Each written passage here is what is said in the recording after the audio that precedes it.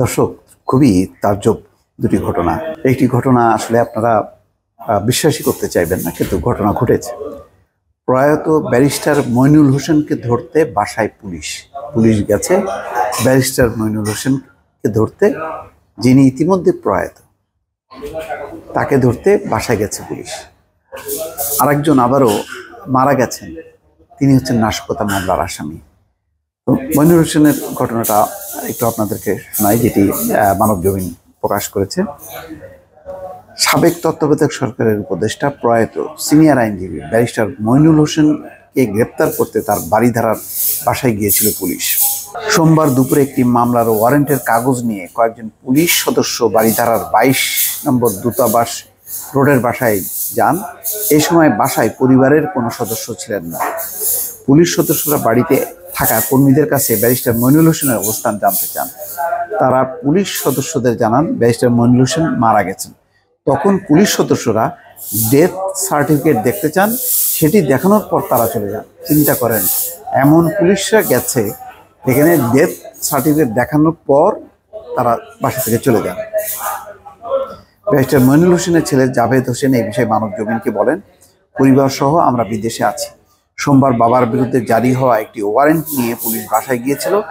বাসার কর্মীরা তাদের ডেথ সার্টিফিকেট দেখিয়েছে, পরে তারা চলে যায়। কোন থানার পুলিশ সেখানে গিয়েছিল তা বাসার কর্মীরা জানাতে পারেননি বলে তিনি উল্লেখ করেন। বাড়িধারার দূতাবাস রোডে অবস্থিত ব্যারিস্টার মইনুল হোসেনের বাড়িটি গুলশান থানা এলাকায় অবস্থিত। রাতে এই বিষয়ে যোগাযোগ করা হলে গুলশান থানার অফিসার ইনচার্জ মাজহারুল ইসলাম বলেন, এমন কোনো তথ্য আমার কাছে নেই। গুলশান থানা থেকে কেউ ওনার বাসায় গেলে আমি অবশ্যই জানতাম। উল্লেখ্য, গত বছরের 9 ডিসেম্বর সাবেক তত্ত্বাবধায়ক সরকারের উপদেষ্টা ও দৈনিক ইত্তেফাকের সাবেক সম্পাদক মণ্ডলীর সভাপতি ব্যারিস্টার মইনুল হোসেন ইন্তেকাল করেন।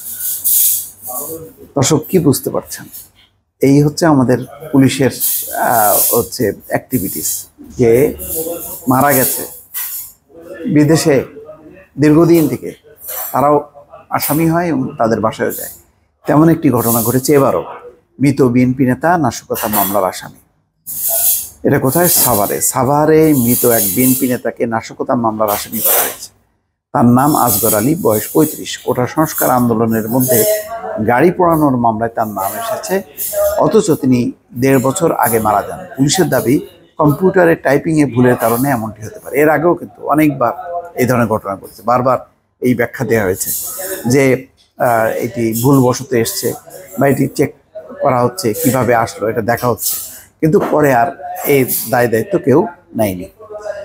পুলিশ ও এজাহার সূত্রে জানা যায়, গত 18 জুলাই রাতে ঢাকা আরিচা মহাসড়কের সাভার বাজার বাস স্ট্যান্ডে 4টি বাস ও একটি ট্রাক পুড়িয়ে দেওয়া হয়। এর মধ্যে জাহাঙ্গীর পরিবহনের একটি বাস ছিল।